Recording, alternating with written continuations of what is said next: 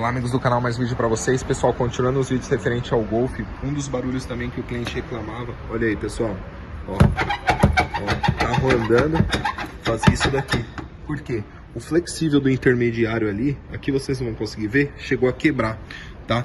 É um carro de ano, né? Não tem jeito, acontece essas coisas, precisa de uma manutenção. Aqui a gente vai fazer a substituição para o cliente, trazer de novo, tirar esse rangido aqui, ó. Tá totalmente solto, ó, como vocês podem ver. Então fica essa dica para vocês, precisando de manutenção. O cliente também contava com barulho nessa parte traseira, né? Aqui no vídeo vocês não vão perceber, mas rodando a roda o carro andando em movimento, né? O carro em movimento, ele escutava um forte chiado aqui atrás também.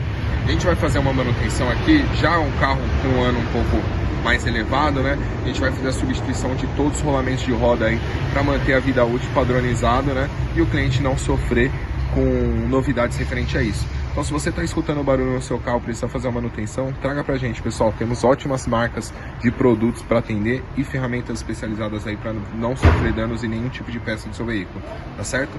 Fica a dica, para quem gostou, deixa o joinha, para quem não se inscreva no canal e até o próximo vídeo.